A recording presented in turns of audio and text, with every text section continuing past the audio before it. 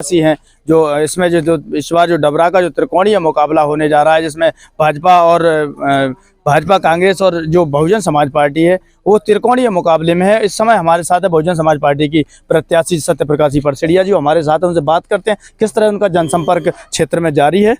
किस तरह से आपका जनसंपर्क चल रहा है? जनसंपर्क हमारा चल रहा है डोर टू डोर, और गांव-गांव जाकर हम घर घर जाकर लोगों तक पहुंच रहे हैं। जनता लोगों का भी अपार हमें सहयोग मिल रहा है, आश्वासन मिल रहा है कि इस बार बहुजन समाज पार्टी को चुनाव जितवाएंगे दोनों को छोड़कर, क्योंकि दोनों को बहुत देख लिया, बहुत समय दिया, लेकिन दोनों ने कुछ किया नहीं अभी। आप जनसंपर्क कर रही हैं, क्षेत्र में वोट मांग रही हैं, किन मुद्दों को लेकर आप वोट कर रही हैं, वोट मांग रही हैं, और जनता किस मुद्दों को लेकर आपको वोट कर रही है? ये तो सर देखिए, मैंने डबरा में मैं 15 साल अध्यक्ष रही, तो मैंने कोई घोषणा नहीं की, लेकिन काम करके दिखाए अभी भी। लेकिन है जो 4-5 मुद्दे, हमारे जो नहर का मुद्दा है डबरा में, हमारे हॉस्पिटल का मुद्दा है, और बच्चियों के लिए कॉलेज की व्यवस्था है, भाई हमारे रोजगार घूम रहे हैं, कई गरीब लोगों को आवास की व्यवस्था नहीं है। तो ये सारे मुद्दों को लेकर हम जनता के बीच में जा रहे हैं, और अगर जनता मुझे आशीर्वाद देती है तो ये मैं पूरा कराऊं। देखिए, जो इस समय जो अभी और भी जो मुद्दे हैं डबरा विधानसभा में, जैसे अब सड़कें नहीं बन पा रही हैं और मंडी में जाम लग रहा है, इसको लेकर आपका क्या वो रहेगा, एजेंडा रहेगा? ये तो सर देखिए, अभी हाल फिलहाल में हम खुद 1 घंटे जाम में फंसे रहकर, तो वो क्या है कि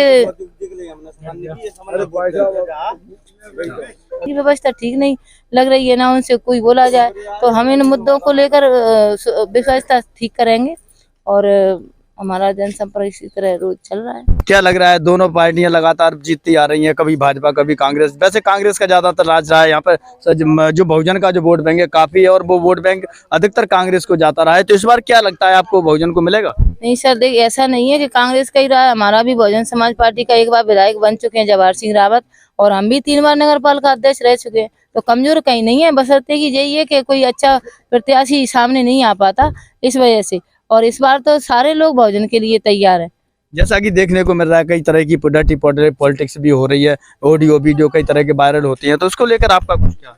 वो तो सर उनकी है ये राजनीति, दोनों एक ही है, कम कोई नहीं है, ना तो मंत्री जी कम है ना विधायक कम है, वो एक दूसरे पे आपस में छींटाकशी करते रहते हैं, रिश्तेदार भी है तब भी नहीं चूक रहे आपस में एक दूसरे को बुरा कहने। तो क्या रिश्ता है उनका? समझने समझन का रिश्ता है, और समझने समझन की लड़ाई तो देख ही रहे हैं आप, और होती है ऐसी तरह, लेकिन इनकी शायद ज्यादा ही हो रही है कुछ। देखिए, तो हमारे साथ ही सत्यप्रकाशी परसेड़िया जी, जो बहुजन समाज पार्टी से यहाँ पर प्रत्याशी है, तो जैसा उन्होंने कहा है कि जो डर्टी पॉलिटिक्स हो रही है, दोनों ही समधी समझन है, और उनमें आपस में चलता ही रहता है। इस बार जनता इनको अवश्य रूप से सपोर्ट करे, क्योंकि पहले की ये 3 बार की नगर पालिका अध्यक्ष नहीं है। डबरा से पंजाब केसरी के लिए भरत रावत।